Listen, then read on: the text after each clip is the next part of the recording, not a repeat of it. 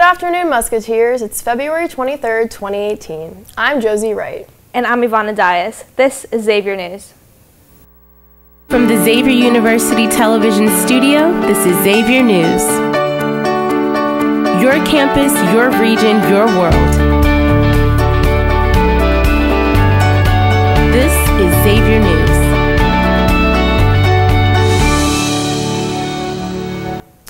On Wednesday, students from Washington, D.C. schools spent 4 hours protesting gun control outside the White House. From all over the country, they walked together in retaliation to last week's school shooting in Florida. To symbolize those who have died in past school shootings, the students lay on the ground. They repeatedly pointed at the White House yelling, "Shame on you," end quote, "Donald Trump, Mike Pence, gun control is common sense," end quote. Many teens feared that they could be the next victims. Since the 2012 attack at Sandy Hook Elementary in Connecticut, more than 400 people have been shot in over 200 shootings. These attacks have taken place at sporting events and in parking lots, cafeterias, hallways, and classrooms. A mother whose son survived the shooting at Sandy Hook spoke out about these attacks. She said, quote, "So many times we've had the opportunity to do something. If 21st graders getting killed wasn't enough, then what is? We are valuing gun ownership over children's lives. There are mass shootings happening everywhere, not just in schools. There is an epidemic of gun violence. Something needs to change," end quote. After last week's fatal shooting at Stoneman Douglas High School in Florida, people everywhere have been speaking about gun violence and rights. Xavier students can travel the world with the Brueggemann Fellows as they present their research adventures. Students have the opportunity to journey to countries like India, Greece, England, Peru, Nicaragua, Kenya, Uganda, South Africa, Europe, and Hong Kong. The 2018 to 2019 application information will be available for students tonight from 4 to 6 p.m. in the Kennedy Auditorium. For more information, call 513-745-3922 to speak with Cynthia Cummins. 7 male students on Australia's Gold Coast have been hospitalized after ingesting an unknown drug at school on Wednesday. 4 of the boys are in critical condition, 1 is in serious condition, and 1 is stable. The last boy was released from the hospital on Thursday. The 10th grade students are all between the ages of 14 and 15. Queensland police are investigating the incident and have set up 2 crime scenes. They have confirmed that they ingested a powdered drug. It's still not known how much the students ingested or where the drugs were purchased. This week, Sundos Mullah Osman explored Xavier's international community through an event with the Center of International Education. The weekly event is called International Coffee Hour. Here's Sundos with the story.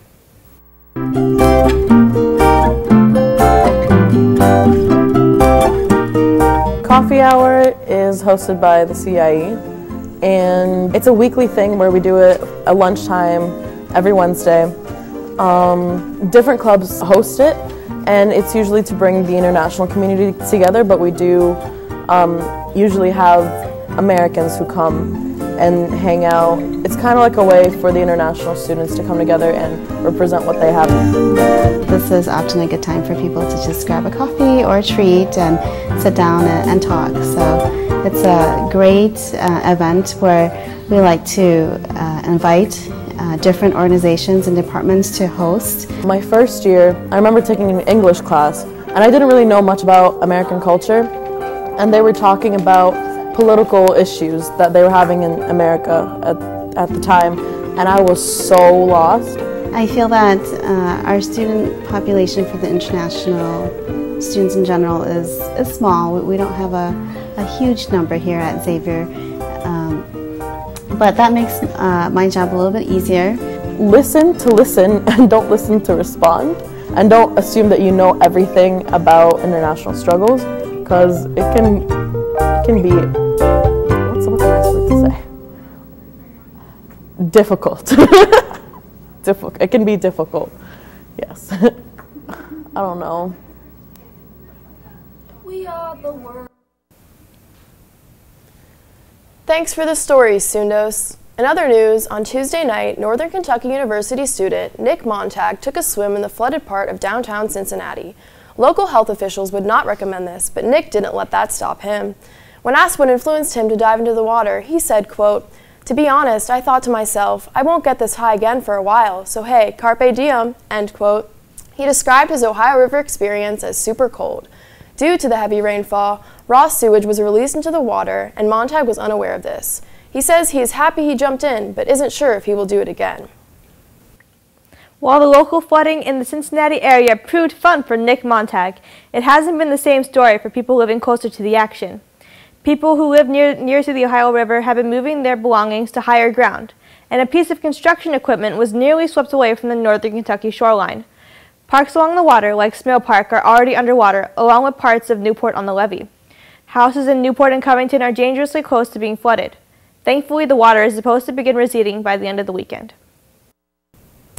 If you're interested in hearing some music, Xavier's Chamber Orchestra will be presenting a performance called Simply Strings this upcoming Monday in Gallagher. The performance is going to be directed by Manami White and featuring Austin Mardenas Bundino. The 7:30 p.m. show is free and open to all. All right, that's all from the news desk, people. We'll be right back with Paul Fritchner in the Xavier Sports Report.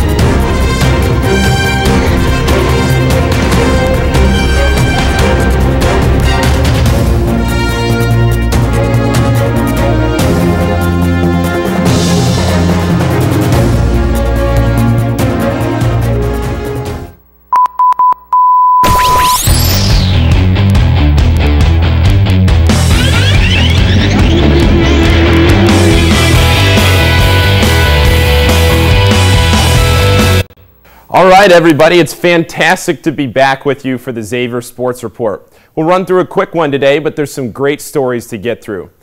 First of all, the Xavier baseball team picked up a massive win on Tuesday night. Now, sure, you might be thinking to yourself, wow, college baseball started already? Well, surprise, it has. The Musketeers went down to Lexington for a midweek game and picked up a 3-2 win over the 8th-ranked Kentucky Wildcats for their first win of the season. Now, this was a big win for baseball's head coach Billy O'Connor because it was his first win as the head coach of the team. What a memorable way to get your first win.